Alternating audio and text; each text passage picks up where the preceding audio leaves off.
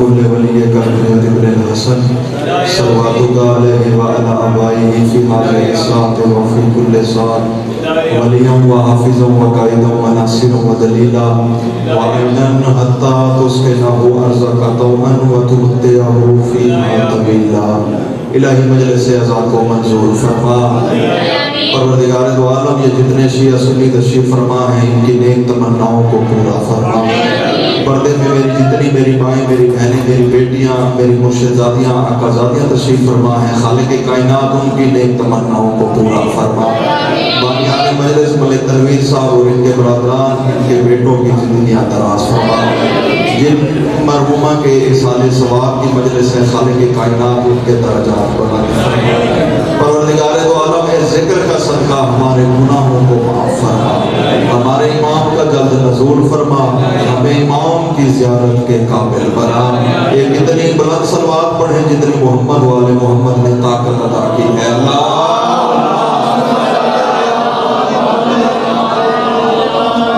اعوذ باللہ من الشیطان اللعین الرجیم. بسم اللہ الرحمن الرحیم. الحمدللہ رب العالمین والعاقبۃ للمتقین. الصلاۃ والسلام علی من کان نبیا وآدم بین الماء والطین وشفیع ذنوبنا وطبیب قلوبنا ابی القاسم محمد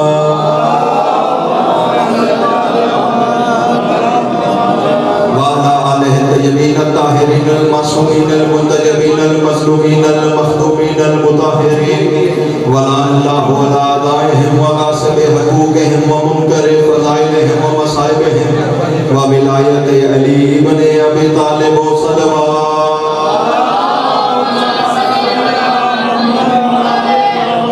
اما بعد فقط قال اللہ تعالی فی کلامہ المجید والفرقان الحمید. بسم اللہ الرحمن الرحیم. وَلَسَوْفَ يُعْطِيكَ رَبُّكَ فَتَرْضَىٰ. بلند صلوات.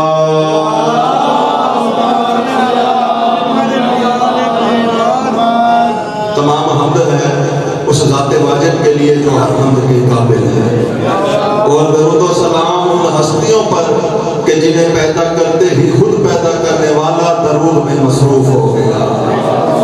اجازت ہے سرکار میں جی چاہتا ہے کہ معصوم کے ایک فرمان سے مجلس کا آغاز. معصوم کے پاس ایک بندہ آیا، آ کے کہنے لگا مولا آپ کو ماننے کا اجر کیا ہے؟ توجہ ہے نا سر؟ تھوڑا تھوڑا میرے ساتھ بولیں گے نیاز مولا. آپ کو ماننے کا فائدہ کیا ہے، اجر کیا ہے؟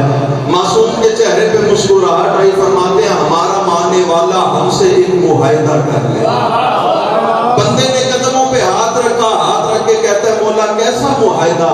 سرکار کے چہرے پہ مسکراہٹ آئی. فرماتے ہیں ہمارا ماننے والا ہم سے یہ معاہدہ کر لے کہ دنیا میں ہمارے ذکر میں وہ بولے گا، قبر میں اس کی ہم بولیں گے.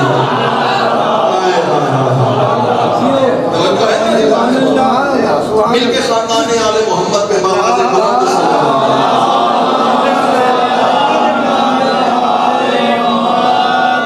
میرا جی چاہتا ہے کہ میں اس بی بی کا تذکرہ کروں کہ جس کا لقب ہی خاتون جنت ہے. یہ مجلس مخصوص ہے جناب سیدہ کے ساتھ. جتنی دیر پڑھنا چاہتا ہوں جناب سیدہ پڑھنا چاہتا ہوں. اللہ نے یہ کائنات اپنے محبوب محمد مصطفیٰ کے صدقہ میں بنا. تھوڑا تھوڑا میرے ساتھ بولیں گے، شریک عبادت رہیں گے تو انشاءاللہ لطف آئے گا. اللہ نے یہ کائنات اپنے محبوب محمد مصطفیٰ کے صدقے میں بنا. بنانے کے بعد سب سے پہلے 1.25 لاکھ انبیاء کو اپنے محبوب کے استقبال کے لیے اس دنیا پہ بھیجا. پھر اپنے محبوب کو اس دنیا میں بھیجا. پھر ایک رات کہ جسے شیعہ سنی شب معراج کے نام سے جانتے ہیں، اللہ نے اپنے محبوب کو عرش پہ بلایا. عرش پہ بلا کے فرمایا میرے محبوب میرا جی چاہتا ہے میں تجھے ایک تحفہ عطا کروں. تھوڑا تھوڑا میرے ساتھ بولیں گے. میرا جی چاہتا ہے میں تجھے ایک تحفہ عطا کروں. محبوب نے ہاتھ جوڑے، ہاتھ جوڑ کے کہا پالنے والے کائنات تو میرے صدقے میں بنا دی ہے. ارشاد فرمایا میرے محبوب کائنات تو تیرا صدقہ ہے. میرا جی چاہتا ہے میں تجھے ایک تحفہ عطا کروں. कितना कीमती होगा। आवाज़ कुदरत है, तोहफा इतना कीमती होगा कि तोहफा देने वाला भी मुतमईन होगा, तोहफा लेने वाला भी मुतमईन होगा। जो है ना,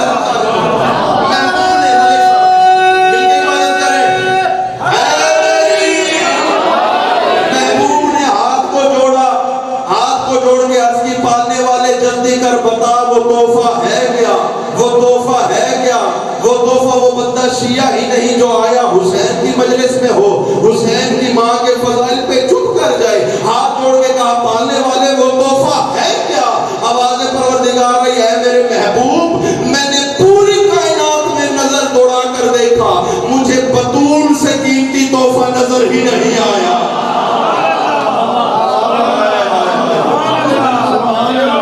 जो है ना, मैंने पूरी कायनात में नजर दौड़ा के देखा, मुझे बतूल से ज्यादा कीमती तोहफा नजर नहीं आया।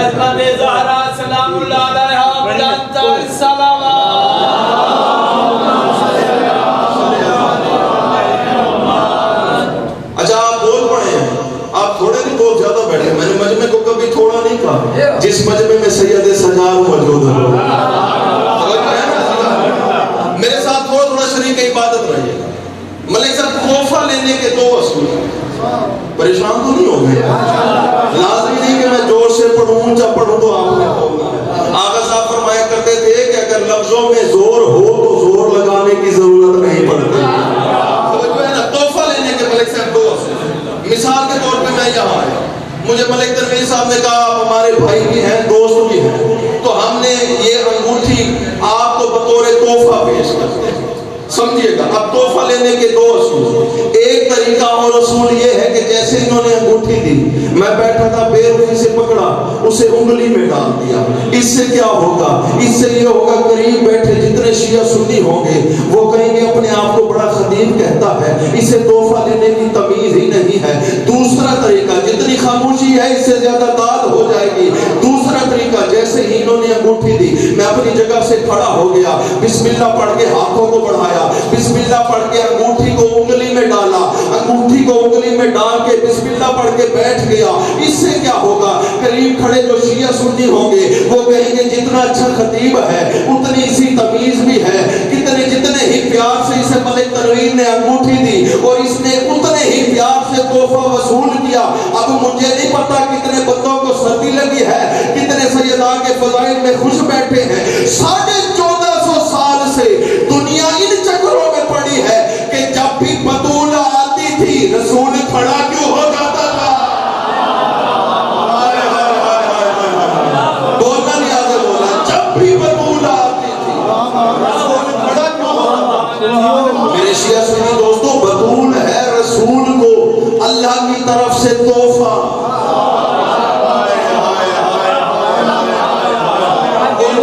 हमेशा खड़े होकर लिया। अच्छा मैं जुमला तब्दील करता हूँ, मोहम्मद मुस्तफा की दुआओं का नतीजा है जनाब सैयदा, जिसे पूरी जिंदगी मोहम्मद मुस्तफा दुआओं में मांगा, उस हस्ती को जनाब सैयदा कहते हैं। अच्छा बताऊं जनाब सैयदा ने पूरी जिंदगी क्या मांगा? जनाब सैयदा ने, अब जो मोमिन अज़ादार बैठे अपनी फजीलत सुना, जनाब सैयदा ने मुसल्ले पे मलिक साहब पूरी जिंदगी में अल्लाह से सिर्फ दो चीजें मांगी। कौन कौन सी? एक अलमदार मांगा, बोलो नहीं हमने बोला, एक अलमदार मांगा, एक अज़ादार मांगा, एक अलमदार मांगा, एक अज़ादार मांगा। मैंने आलम अरवाह में आंखें बंद करके हाथों को जोड़ सके अदब से सर को झुका के जनाब सैयदा से सवाल किया, बीबी जो अलमदार मांगा उसका क्या इनाम है, जो अज़ादार मांगा उसका क्या इनाम है? आवाज़ सैयदा आई, अलमदार का इनाम क्या ये कम है कि बतूल की ज़बान ने इसे बेटा कहा है, बतूल की ज़बान ने इसे बेटा कहा है। मैंने हाथ जोड़े, सैयदा अज़ादार का क्या इनाम है? फरमाया अज़ादार का क्या ये इनाम कम है कि हश्र के मैदान में पूरा हश्र का मैदान इस इंतजार में होगा, रसूल जन्नत में जाए तो हम जाए, रसूल जन्नत में जाए तो हम जाए, रसूल इस इंतजार में होगा, बतूल जन्नत में जाए तो मैं जाऊं, मैं इस इंतजार में होगी, अज़ादार जन्नत में जाए तो मैं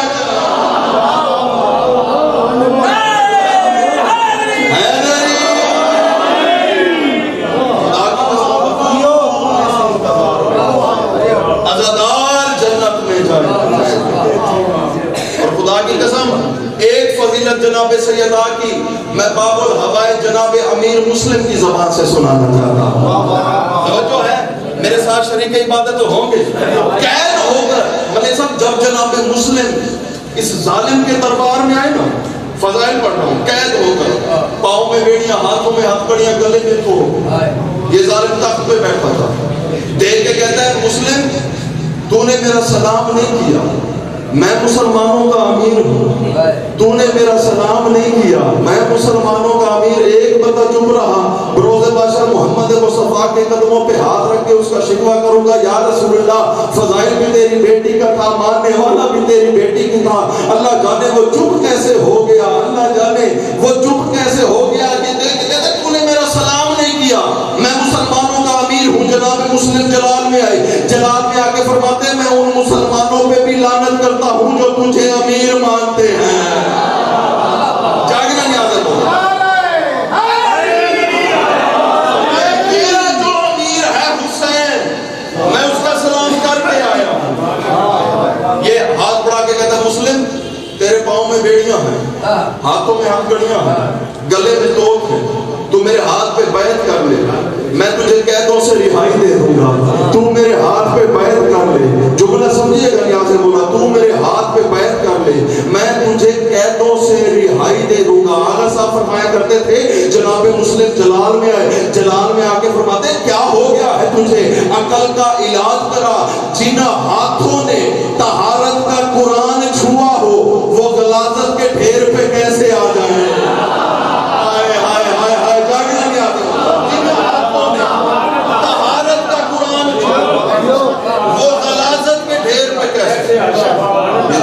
مسلم نہ تو نے میرا سلام کیا ہے نہ میری بیعت کرتا ہے.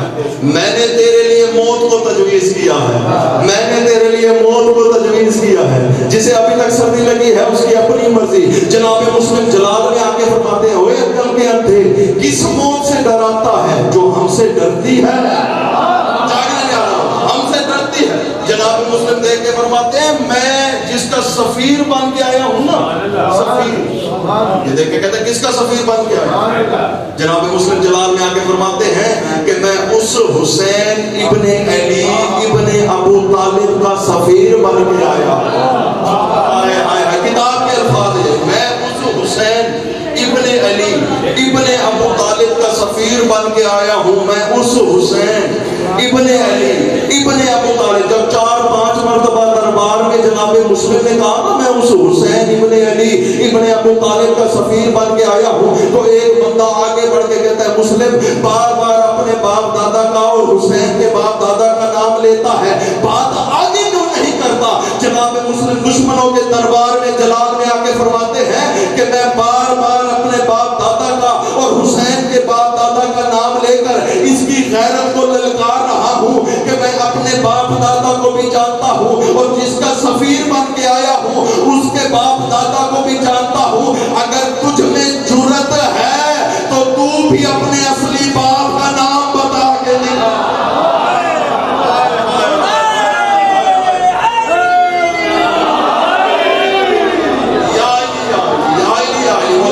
کہنے والوں کو پھر جناب مسلم فرماتے ہیں میں اس حسین ابن علی ابن ابو طالب کا سفیر بن کے آیا ہوں کہ جس کی ماں سیدہ اگر عالم ارواح میں ملک صاحب جملہ سمجھائیں گے عالم ارواح میں اللہ کی تسبیح بیان نہ کرتی تو آدم کو خبر نہ ہوتی کہ میرا خالق کون ہے.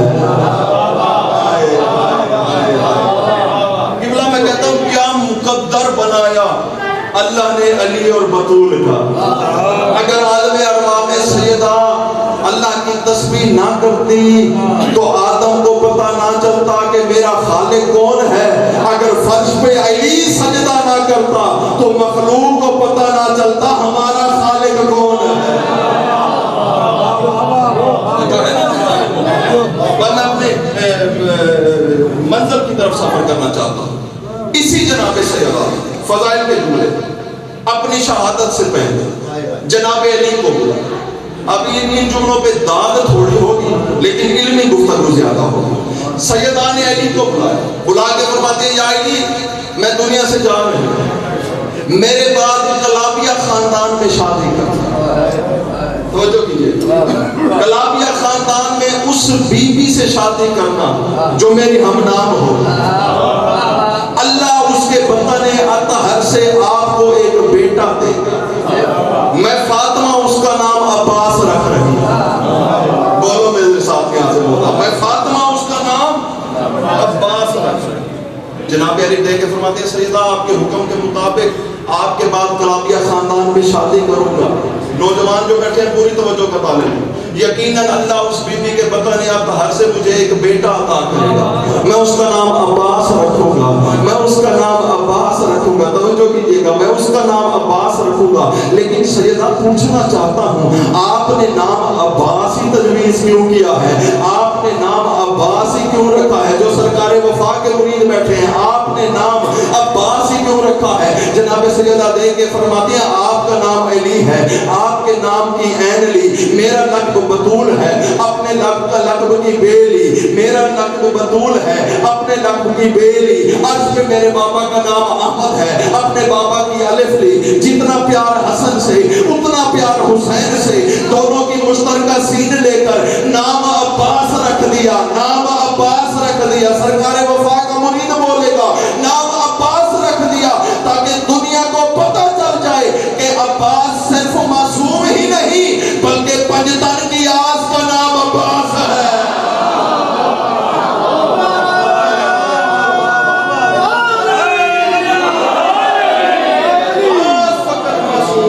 میں جناب سیدہ پڑھنا چاہتا ہوں، پنجتن کی آس کا نام عباس ہے۔ سیدہ نے دنیا سے پردہ فرمایا، سیدہ کے وصیت اور حکم کے مطابق جناب علی نے اپنے بھائی عقیل سے فرمایا عقیل جاؤ کلابیہ خاندان میں حزام سے اس کی بیٹی کا میرے لیے رشتہ لے جاؤ۔ جناب عقیل دروازے پہ دستک، حزام گھر سے باہر نکلے، یہ جناب ام المنین کے والد کا نام ہے، والدہ کا نام ہے جناب سمامہ خاتون، توجہ کیجئے گا، حزام گھر سے باہر، جناب عقیل نے دیکھا، دیکھ کے فرماتے ہیں حزام میں اپنے بھائی علی کے لیے تیری بیٹی کا رشتہ لے آیا، کیا تو اس بات پہ راضی ہے کہ میں اپنے بھائی کا تیری بیٹی کے ساتھ عقد کرا دوں؟ جناب حزام دیکھ کے فرماتے ہیں جانتا ہوں لیکن تسکین دل کے لیے پوچھنا چاہتا ہوں یہ وہی علی ہے جو محمد کا داماد ہے؟ جاگرا کیا تھا بولا تھوڑا سا بیدار، یہ وہی علی ہے جو محمد کا داماد؟ جی وہی علی۔ فرمایا مجھے قبول ہے۔ جناب عقیل دیکھ کے فرماتے ہیں ذرا جا کر ام البنین کی ماں سے پوچھو، فاطمہ کی ماں سے پوچھو۔ جناب حزام دوڑتے ہوئے گھر میں، پریشان تو نہیں ہو گئے ہیں؟ جناب حزام دوڑتے ہوئے گھر، سمامہ کے قریب آ کے کہتے ہیں سمامہ علی کا رشتہ آیا ہے تیری بیٹی کے لیے، کیا تو اس بات پہ راضی ہے؟ کہا جلدی کرو تاریخ طے کر دو، جلدی کرو تاریخ طے کر دو۔ جناب حزام دے کے فرماتے ہیں ایسے نہیں، جا کے ذرا ام البنین سے پوچھو، رزلٹ دے رہا ہوں، جا کے ذرا ام البنین سے پوچھو۔ جناب سمامہ خاتون گوجرے میں آئی، جناب ام البنین مصلی پہ تشریف فرما، زبان پہ الحمدللہ کی تسبیح، الحمدللہ الحمدللہ الحمدللہ الحمدللہ، جو ابھی تک نہیں بول سکے آپ کی چپ کی بھی الحمدللہ الحمدللہ الحمدللہ تسبیح سے فارغ ہوئی۔ بی بی سمامہ دیکھ کے فرماتی ہے علی کا رشتہ آیا ہے، کیا تو اس بات پہ راضی ہے کہ تیرا عقد علی کے ساتھ کر دے، تیرا عقد علی کے ساتھ کر دے؟ بی بی سمامہ کے حکم کے مطابق جناب ام البنین مصلی سے کھڑی ہوئی، ماں کے گلے میں باہیں ڈالی، مسکرا کے فرماتی ہے اماں تو رشتے کی بات کر رہی ہے، ابھی ابھی بطول مجھے غازی کی مبارک دے گئی ہے۔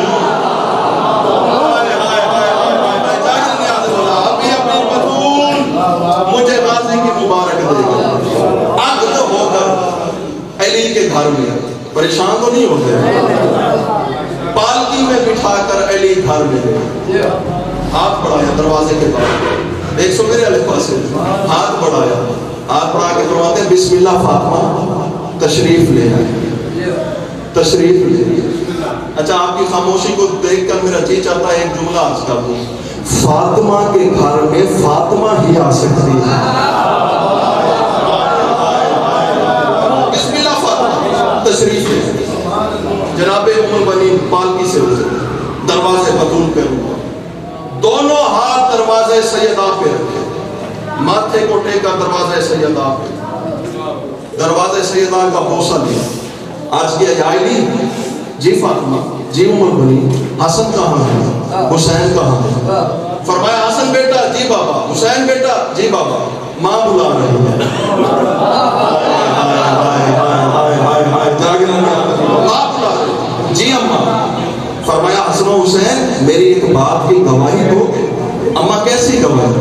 تاریخ ہے کہ جناب ام البنین دروازے بطول میں دوبارہ جھکی، دروازے بطول کا دہلیز بطول کا بوسہ لیا، بوسہ لے کر حسن و حسین کو دے کے فرماتے حسن و حسین قیامت کے دن میری اس بات کی گواہی دو گے میں اس گھر میں مال کے نہیں نکرانے بن کے آئی ہوں۔